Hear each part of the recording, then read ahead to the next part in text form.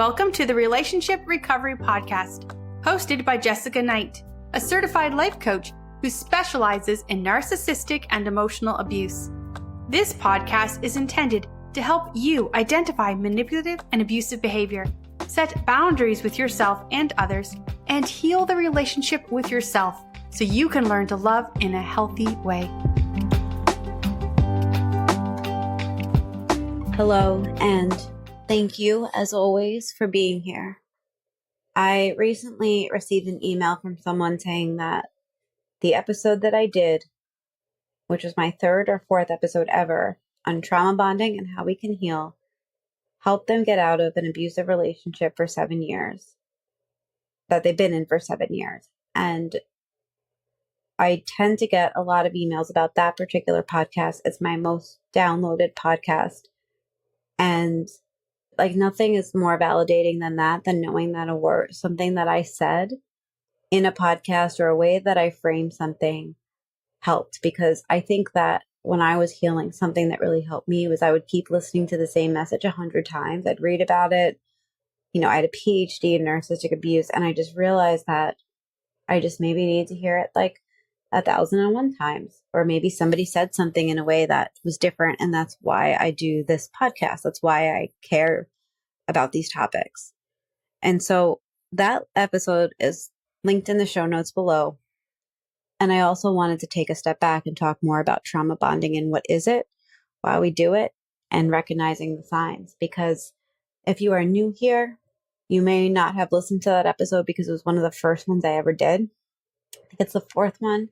So you might not actually know exactly what trauma bonding is, and this might be an introduction to that. And so let's start there. What is trauma bonding? Trauma bonding occurs when there is a repeated cycle of abuse paired with intermittent positive reinforcement. It can happen in romantic relationships, which is what we talk about here, but it also can occur between colleagues, non-romantic family members, friends, etc. The narcissist or the abusive person, and if you're in a relationship with a narcissist, you are being abused. The narcissist will condition someone into believing that toxic behaviors are normal. I say this a lot, that when we are in an abusive relationship, the abnormal starts to feel normal because that is what we are used to and we are conditioned and gaslit into believing. And as the bond between you two deepens, the person who is being abused will feel more and more like they need validation from the abuser, giving the abuser more power, which then leads to further manipulation and that bond to grow. And so, to give you an example of this, it's typically when somebody is always so hypercritical of you. Everything you do is wrong. You made the bed wrong, and then you didn't respond to my text the way I wanted to. You said okay in the way that I don't like when you say okay. You didn't write okay, you wrote okay, and that means you're mad at me. You make too many plans. You don't make enough plans. You didn't ask me for permission before you did that thing, and you spent too much money of your own on this. But you look really beautiful today, and I'd really like to go out with you and show you a really nice night. You deserve to be wined and dined. Now, all those things don't happen. Actually, they could all happen in a day, but sometimes they're sprinkled over a week. When we're in an abusive relationship, we're within the cycle of abuse. So it's a deeper topic. I do have a podcast on that. I will link it in the show notes as well. But when we are in that cycle, we become conditioned to reconciliation. So we become conditioned to want that time when we can finally take a deep breath. When we are in a trauma bond, what we're doing is we are holding on for those moments where this person shows up for us and makes us feel so amazing, and they are validating us and they're so loving, and it's almost as if they put the mask on from the first week of the relationship, but that's not the reality, right? But that's what we start to be starved for.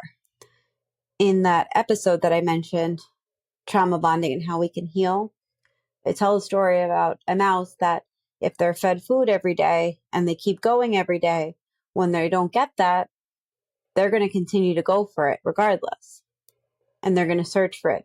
And they might get really mad and angry when it's not there and then be starving. But then one day, randomly, there might be a piece of food and it still feels as good as if you always had it. And that's what an abuser does with love. It's like, at the beginning, you are the most amazing human being that they have ever met, and you are perfect, and they're going to marry you, and they've already picked out your engagement ring, and they're moving in with you. And then that's the version of love that you start to get used to. And by the end, it's a crumb. And that crumb feels like what we had at the beginning when we were love bombed. The hard part about being trauma bonded is that it can take so long to even realize that you're in that kind of toxic relationship because, like I said, abnormal behaviors, toxic behaviors start to feel normal. So that's why it's important to start to understand what some of the signs are, which we'll get to a little bit later. And so why do we get trauma bonded? It's because of the positive reinforcement at the hands of the narcissist or the abuser. A manipulative person, a toxic person, will alternate abuse with positive experiences that lead to the development of that trauma bond. And so over time, the trauma bonding strengthens, making it feel even more difficult for somebody to recognize clear signs of emotional or physical abuse. They might even be told from a friend, a trusted friend, that it's abuse, and they won't see it. And the abuser will reinforce certain behaviors, basically training someone to continue to love them and love them in the way that they want to be loved and submit in a lot of ways. And often somebody is fully aware that they're with somebody that's abusing them, but they are so conditioned to forgiving them and writing things off that it feels impossible to leave. They feel so stuck. They feel crazy. When people come to me, they feel crazy. And I know what that feels like because I was there too. We tend to see these people as perfect or on a pedestal, or I don't want to say above us in a way, but actually, yeah, above us, that they're smarter. I worked with people. I mean, this was even my own story. It's like I had been a life coach for 7 years when I got into the relationship with my ex, and I definitely felt like he had more relational knowledge than me when I was his first serious relationship, and I had been married and divorced and also had previous relationships. Like, we forget when we're trauma bonded that the abuser will often have their own mental health issues, that they are not the expert on anything really. And then we kind of start protecting them and, defending them. The abused person, the victim, the survivor, tends to defend them a lot. So that just reinforces that behavior of defending the narcissist and therefore defending the relationship. There are a few other signs that I'd like to touch on that are actually, they come up in my relationship recovery course. The main one that I want to say is that you know you need to leave, but you just can't. You have a deep-rooted feeling of, I know I need to leave, and I know that he's mean, but if he would just stop yelling and listening to me, if I could get him to understand that it's abusive, things could be better. That's definitely a sign of a trauma bond. You could be aware that your personality is changing.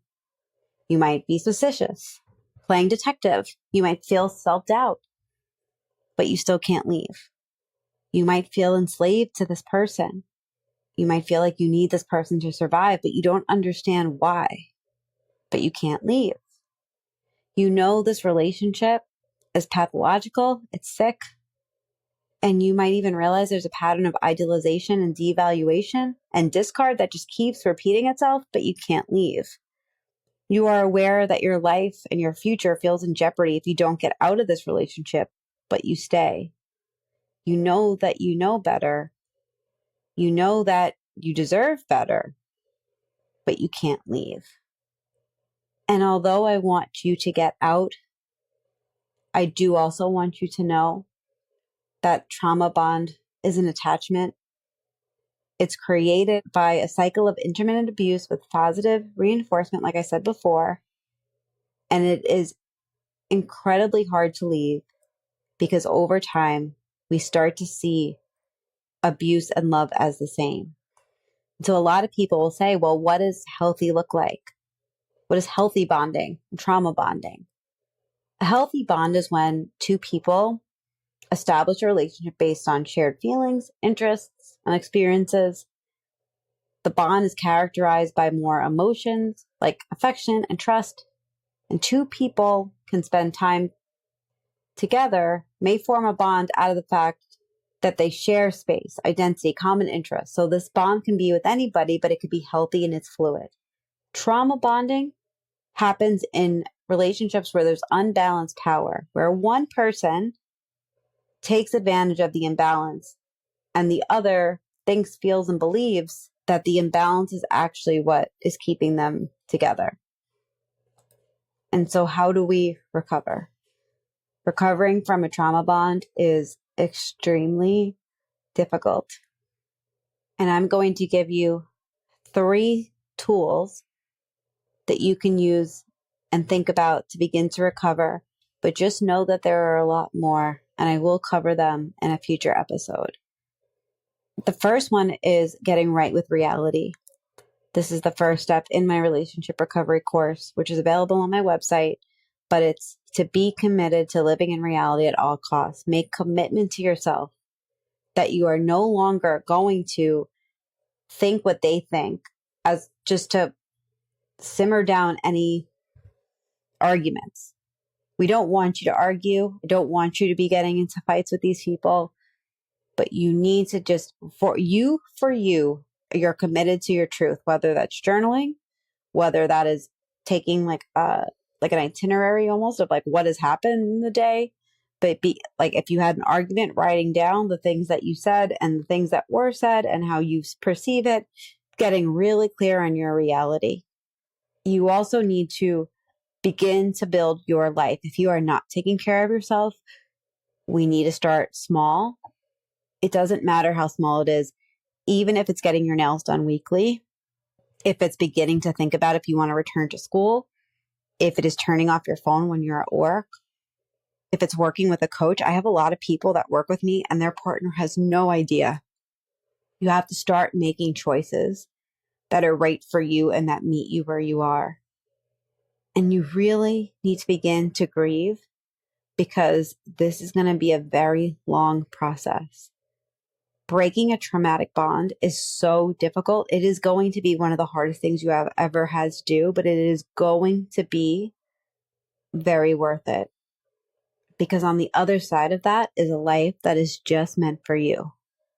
And so begin to grieve the part of the relationship that's no longer here, which is likely the love bombing that you experienced at the beginning of the relationship. That is usually what we hold ourselves to, and we don't stay in the reality. That's why that is so important. And educate yourself.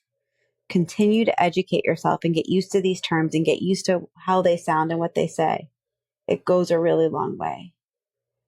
I hope that this was helpful.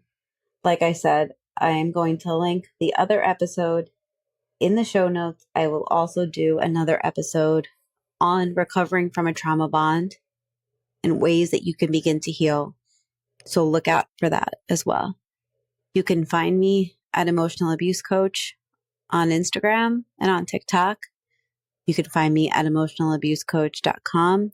And my email is jessica@jessicaknightcoaching.com. And I purposely use that one just in case somebody has an eye on your emails. Remember, you are not alone. You are not alone. I promise you, you are not alone. And there are people that understand how painful this is.